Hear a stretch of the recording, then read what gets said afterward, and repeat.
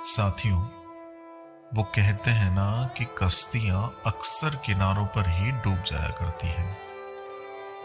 एक बहुत पुरानी कहानी आप सब लोगों को सुनाने जा रहा हूं, जिसे आप सब लोगों ने कई बार सुना होगा।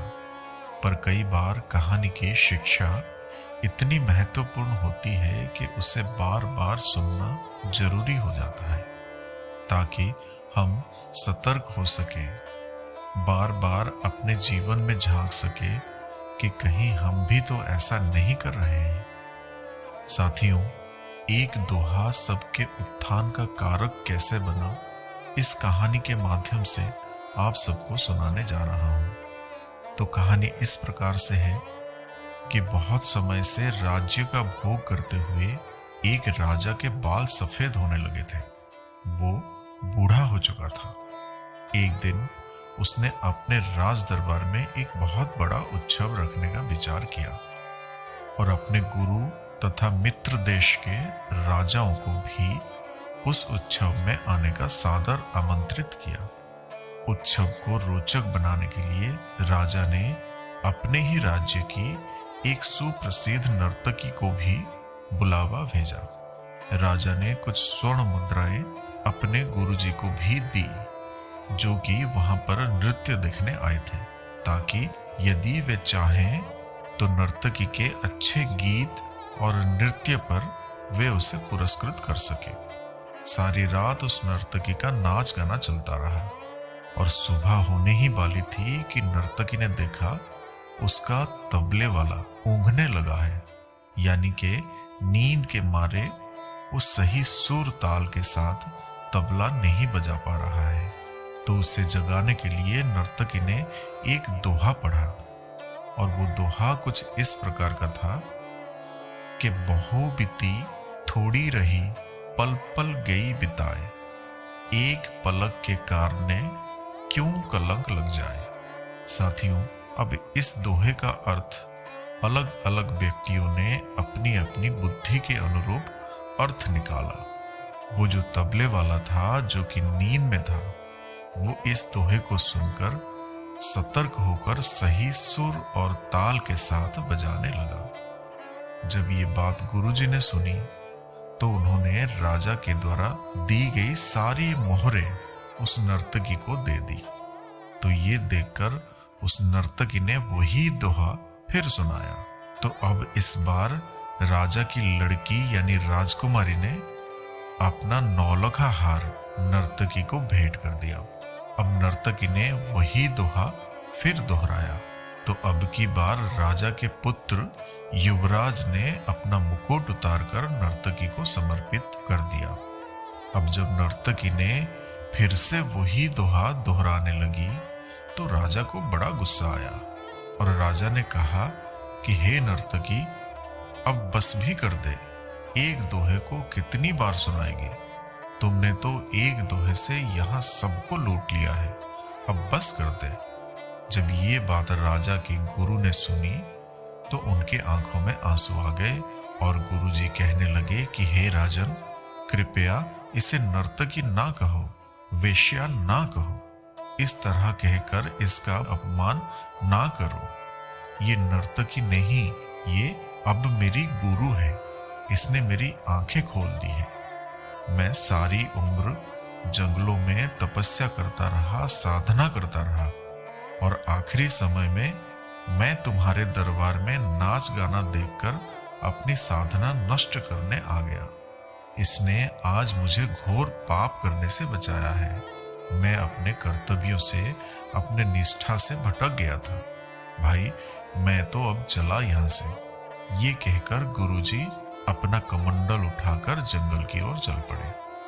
अब राजा की लड़की ने राजा से कहा कि पिताजी, मैं बड़ी हो गई हूँ, शादी के योग्य हो गई हूँ और आप आंखें बंद किए बैठे हैं।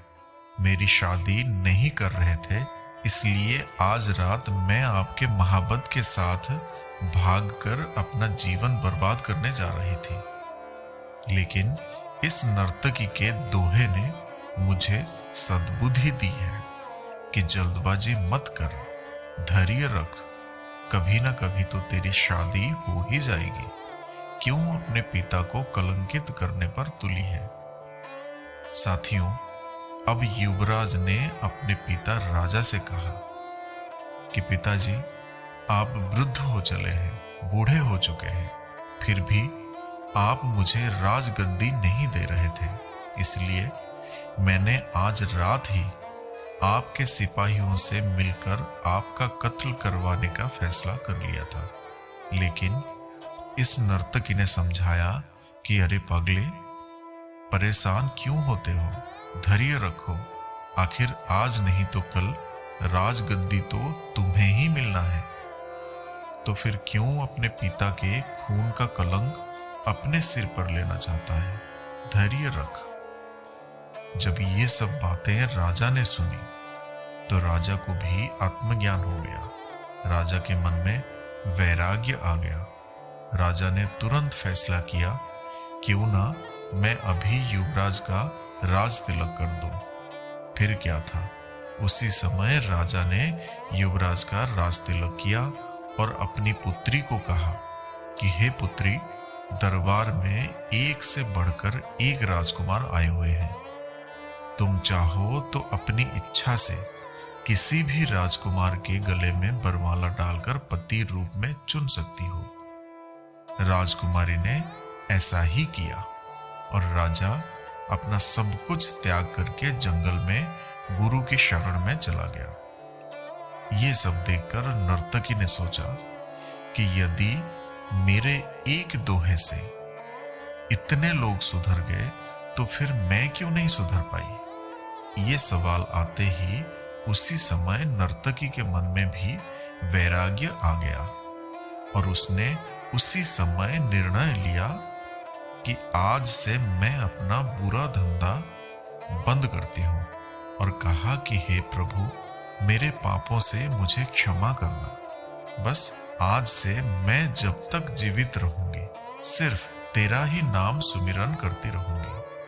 तो साथियों, अक्सर जीवन में हम बहुत मुश्किलों से, बहुत कठिन परिस्थितियों से गुजरते हुए अपने लक्ष्य की ओर बढ़ रहे होते हैं और बस जैसे ही अपने मंजिल पर पहुंचने ही वाले होते हैं कि ठीक उसी समय हमारा आत्मनियंत्रण टूट जाता है, हमारा सब्र टूट जाता है, हम हिम्मत हार जाते हैं और फिर रुक जाते हैं, ठहर जाते हैं और उसका परिणाम ये होता है कि हम अपनी मंजिल पर पहुंच नहीं पाते, अपने कार्य में सफल नहीं होते हैं। ये बात बिल्कुल सच है कि मंजिलों पर पहुंचने से ठीक पहले ही सब्र टूट जाया करते हैं, साहस टूट जाया करता है, धैर्य टूट जाया करता है। तो साथियों, जब कभी भी ऐसा लगने लगे, ऐसा महसूस हो कि आप आत्मनियंत्रण खोने लगे हैं, आप अधीर हो गए हैं और आपका धैर्य खत्म होने लगा है, आपका सब्र टूटने लगे, तो बार बार इस दोहे को याद करिए। बहु बीती थोड़ी रही, पल पल गई बिताए, एक पलक के कारणे क्यों कलंक लग जाए। और फिर देखना, आपके अंदर आगे बढ़ने की हिम्मत आ जाएगी। आप नकारात्मक से सकारात्मक हो जाओगे, आप में साहस और सब्र आ जाएगा और आप अपने मंजिल पर बड़े आसानी से पहुंच जाओगे। तो साथियों, कैसी लगी आपको ये कहानी, आप हमें कमेंट सेक्शन में जरूर बताइए और कहानी अच्छी लगी हो तो चैनल को सब्सक्राइब, वीडियो को लाइक और शेयर करें। तो फिर मिलेंगे साथियों अगले एक वीडियो में। तब तक के लिए अपना ख्याल रखना और हमेशा हंसते मुस्कुराते हुए रहना।